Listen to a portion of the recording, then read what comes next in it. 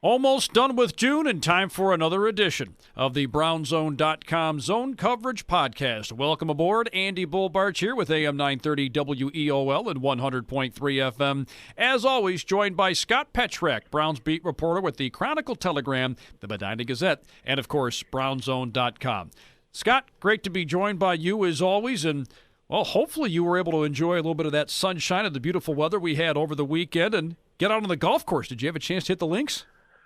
I did. I played, I think I was talking to you from the golf course last Friday. So I played Friday, and then I got out on Father's Day for another round. So it was good. I haven't played since then. I'm going to get out again when we're done talking here. But, yeah, I was, and we've had some nice weather, so it's been great.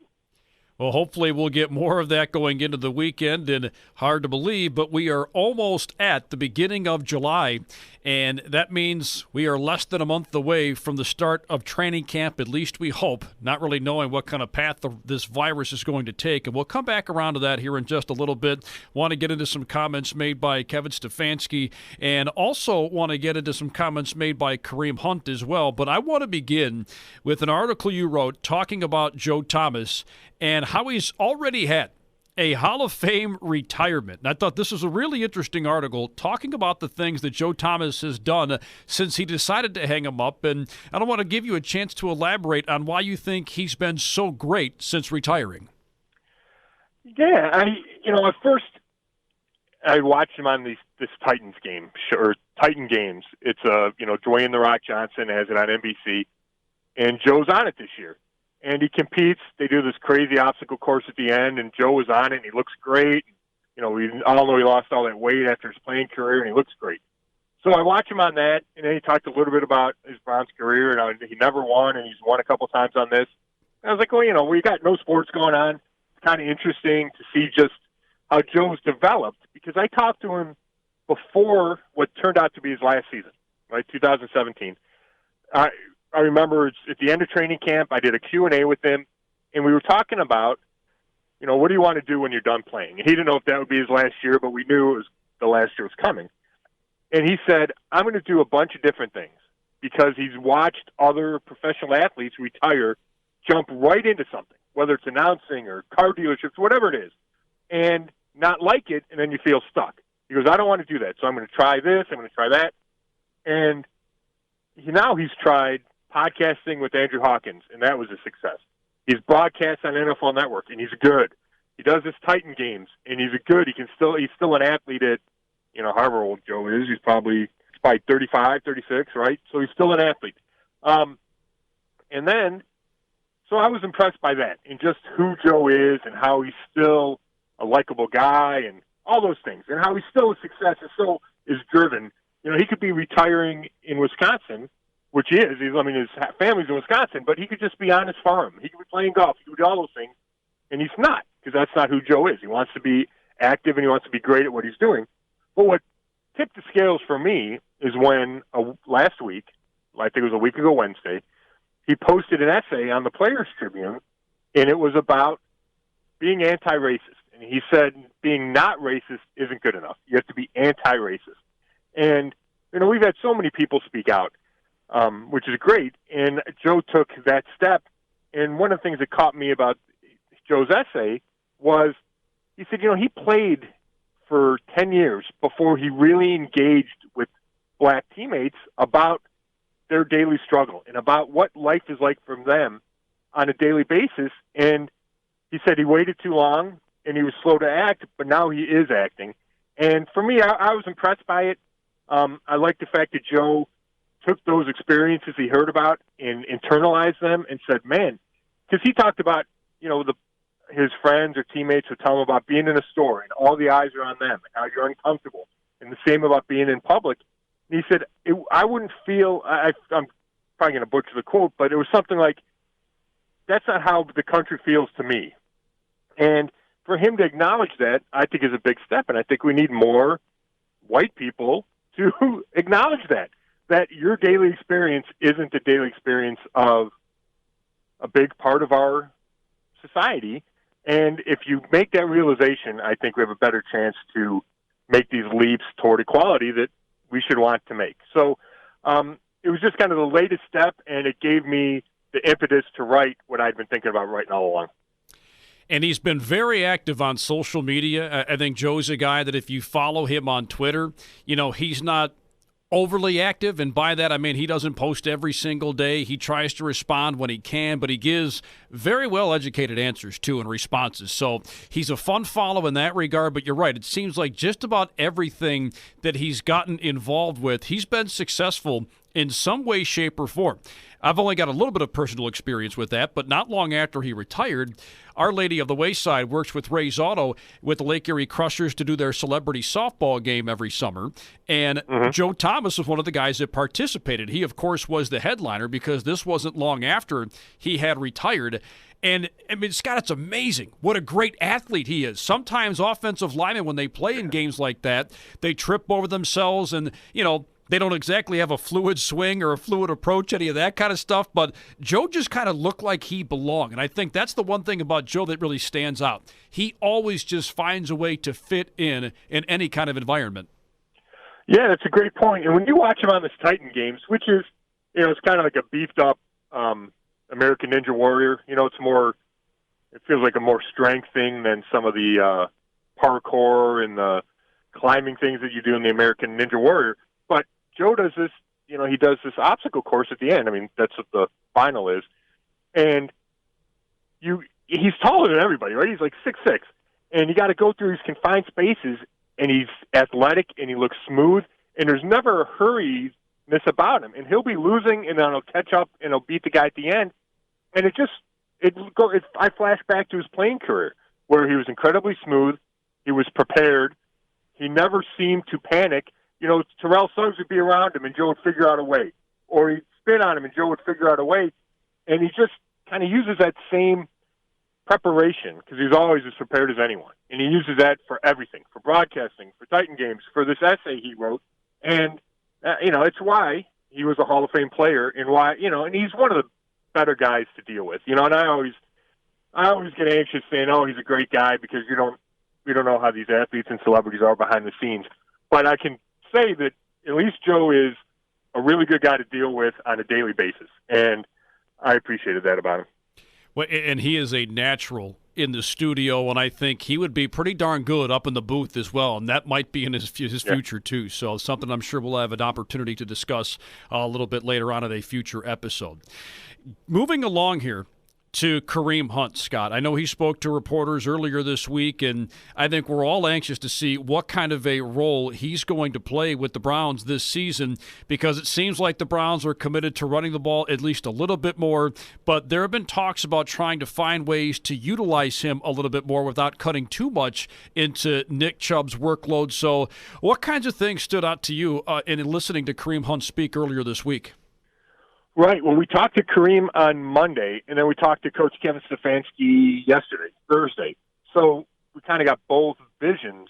And Kareem, he said he'll do anything. If they want me to, play receiver, if they want me to run the ball, and he said what the coaches had said, that, yes, he's kind of doing that cross-training where he's working in the receiver room. But he did say, they also told me I would handle the ball, or I would run the ball. So I think Kareem knows he's best as a running back, and this is the last year of his contract, and he said he'd love to stay in Cleveland, but, that's going to be a tricky situation with Nick Chubb and Kareem Hunt. Who do they give the money to? I don't see there's any way you pay both of them. So let's just assume that Kareem becomes a free agent at the end of this year. He's going to want touches, and he's going to want carries. So he goes on the market, and they say, hey, yes, he's still the guy that led the league in rushing as a rookie just a few years ago. So Kareem showed an unselfishness last year, and that was appreciated by the last coaching staff, and it's appreciated by this coaching staff when they look at the film, when he played fullback a little bit. So I think Kareem will do whatever is asked of him, but he wants to run the ball some. So it's going to be interesting to see how the coaching staff, and we're talking Kevin Stefanski and coordinator Alex Van Pelt, figure out how to allocate that playing time and allocate the touches. And not only Nick Chubb and Kareem Hunt, but you're throwing Odell Beckham Jr., you're throwing Jarvis Landry, you're throwing Austin Hooper. And all of a sudden, it's a lot of guys to touch the ball. So, Stefanski was asked about that yesterday. And He said, I'm not going to tell you how we're going to divide carries. We are talking about that. But from a more macro scale, talking about how you satisfy all your playmakers, he said, yes, that's something we talk about. And it's something we are mindful of. He goes, the plan's going to change every week. And that's one of the things Kareem Hunt said. He goes, 1 week, maybe Nick goes for 400 yards, and the next week Odell goes for 200 yards. And Jarvis only gets 10 yards, but you're going to be happy because he won.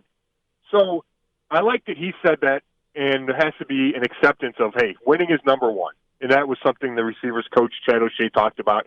And his message to OBJ and Jarvis is, hey, we might not get all the numbers we're talking about. It's going to have to be about wins.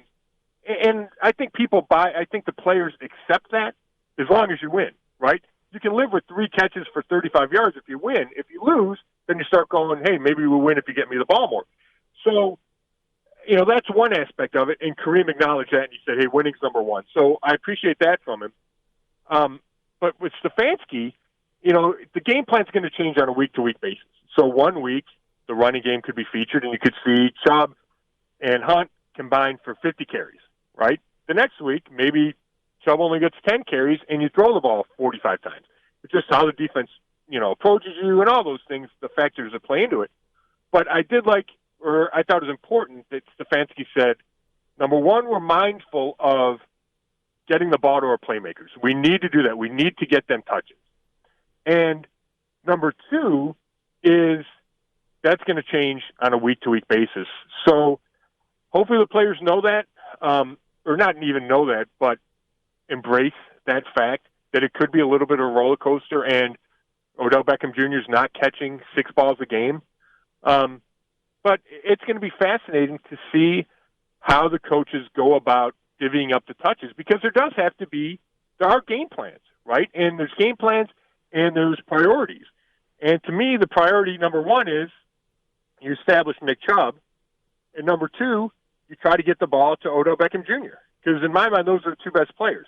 Now, that doesn't mean you ignore Kareem Hunt, but I do think he has to take a little bit of a back seat, and then it becomes, all right, is he okay doing that? Is Jarvis okay doing that? Or is Odell okay doing that when he's asked to take on that role? And that remains to be seen, but that's something I will be really interested in watching, is how, let's say there's 60 offensive plays, how does that get split between, let's say, your top 4 guys, especially when you're thinking Nick Chubb's going to get at least 20 of those touches.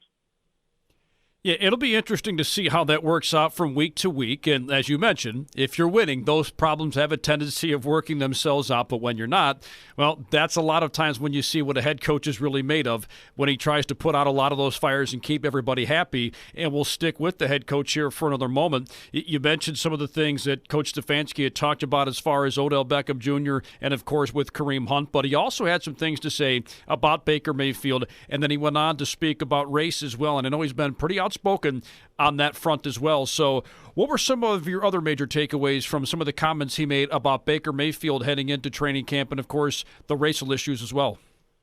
Sure. Baker Mayfield, he just said he's done everything we wanted him to do. He said he's not surprised by it at all, that that's who Baker is. That's who he expected Baker to be. But he's been the leader. He's been the worker.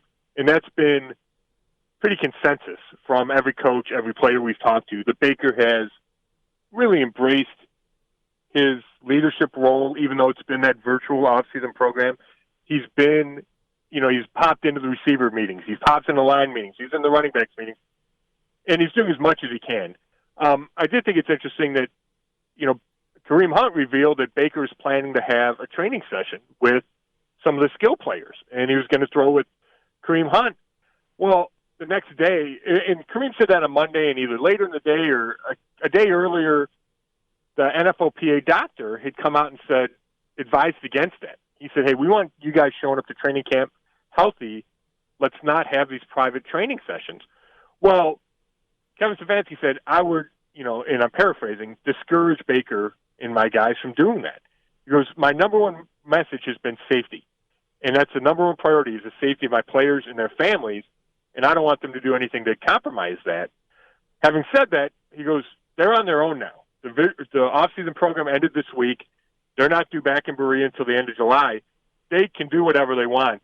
However, I would stress safety. So, I don't know if Baker's going to go through with this. And it's interesting because part of you says, yes, that's what a leader does. You haven't had any practices. You need to get on the field. On the other hand, this is a serious medical pandemic that the country's going through. The head of the union's doctor is advising you not to. Your coach is telling you not to. I just might wait. If I were Baker, I would understand if he didn't want to. And we look at Tom Brady in Tampa, and he's still going through with his workouts, and he's posting FDR quotes about, the only thing to fear is fear itself. And to me, that's that's ignoring a huge reality. Is it the coronavirus cases are spiking across the country and in Florida? Is Tom Brady putting his teammates in jeopardy? Are they putting their families in jeopardy? I mean, these are real-life questions that players and teams in the league have to answer. And I think there's a kind of a agreement that, yes, they're going to put themselves at risk once the season starts, but do you add to that risk right now? And, it certainly seems that Brady is choosing to be as prepared as he can to play versus taking that extra safety precaution. And I'm curious to see if Baker does it, and if Baker and his teammates do train, do they just keep it under wraps, and kind of deflect from that publicity, because I think there could be some backlash, especially if guys start testing positive.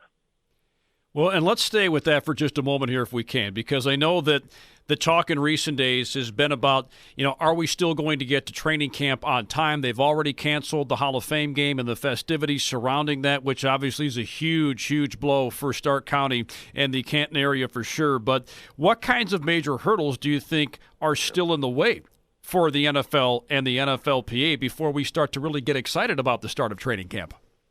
Sure. I mean, the NFL reiterated again yesterday that training camp will start on time. At least that's the expectation. So for the Browns, it means quarterbacks, rookies, and injured guys report July 24th. The rest of the veterans report July 28th. Now, while they reiterated that, it's still kind of said with the expectation, right? So nothing in any of this is set in stone. But some of the obstacles, I think it starts with testing. How often are you going to test? How quickly do you get back the test results? Because that's number one. Because the league is not going to operate in a bubble like the NBA is going to try to do, right? The players are going to go home to their families. The coaches are going to go home to their families.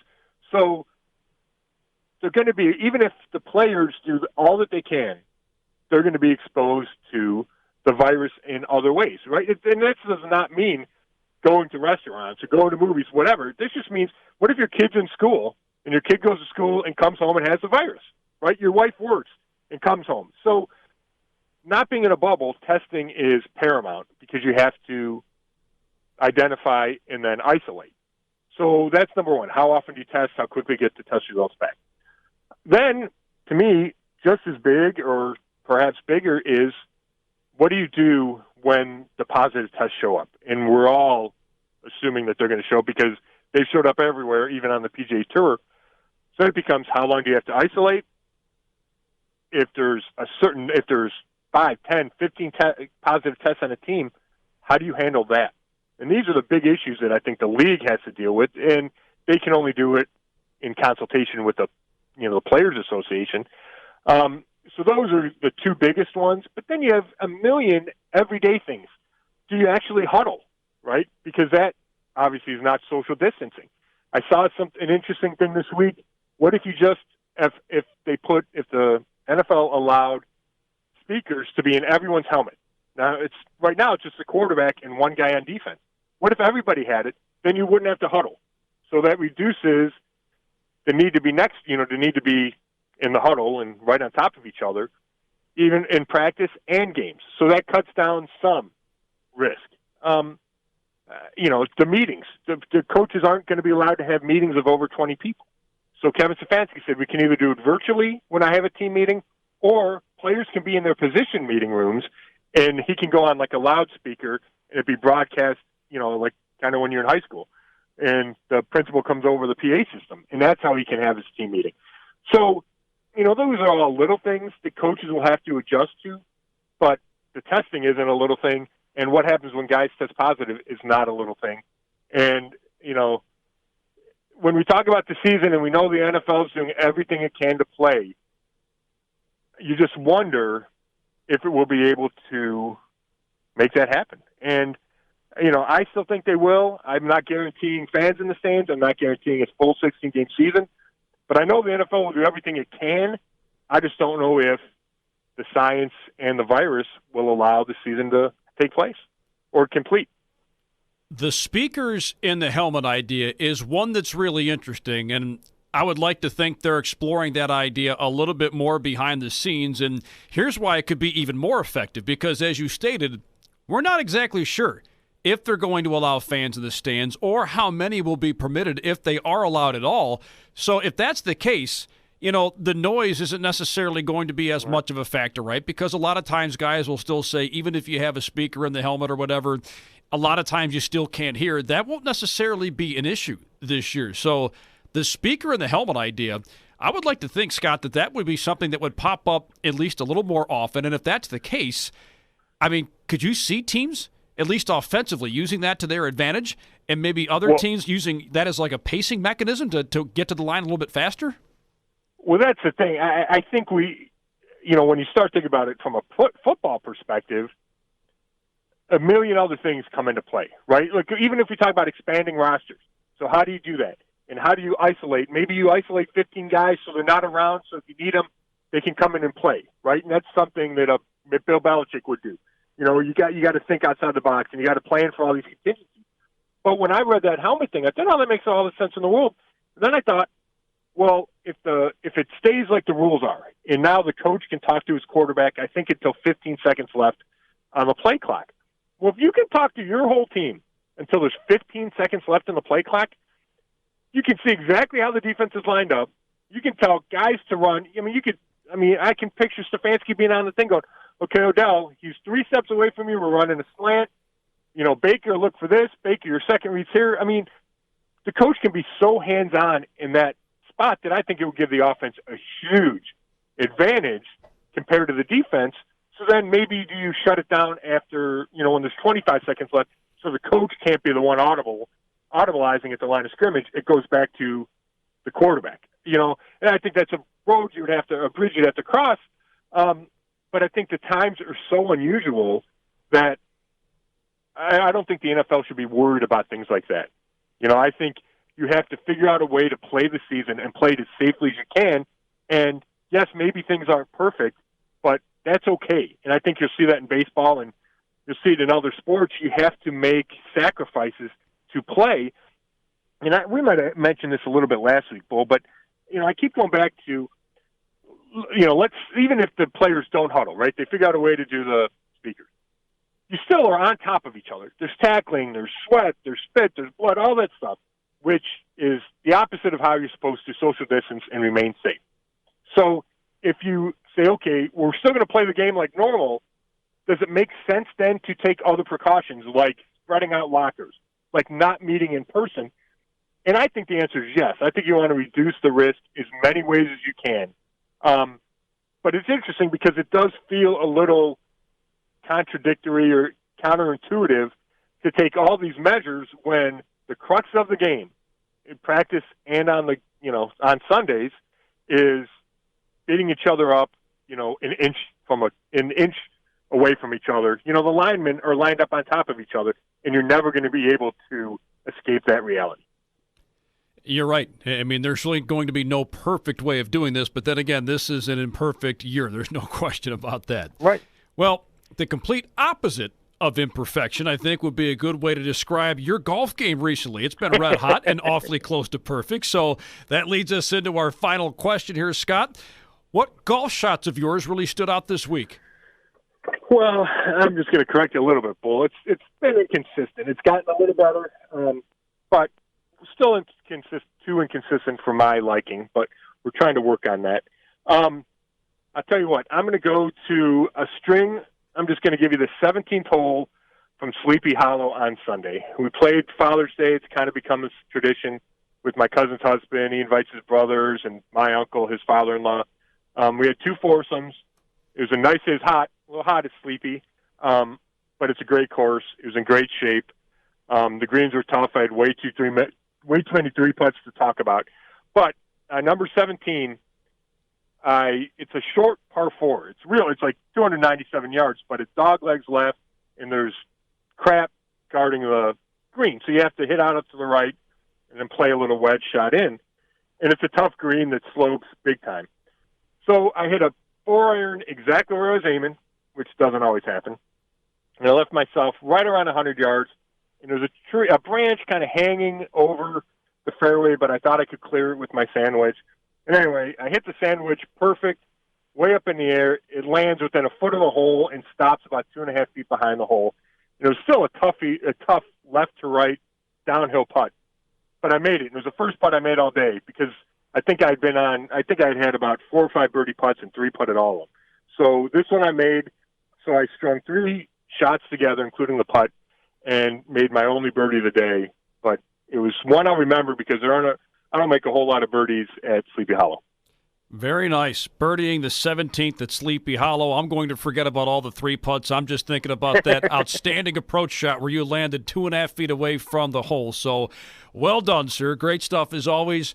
Scott, enjoy the conversation every week, and hopefully we'll get a chance to do this one more time before we get into the 4th of July holiday next week. And by the next time we speak, we'll be in the same month as the scheduled start of training camp. So it is quickly approaching, that's for sure. It really is. Thanks, Bill. I appreciate it, and we'll talk to you next week.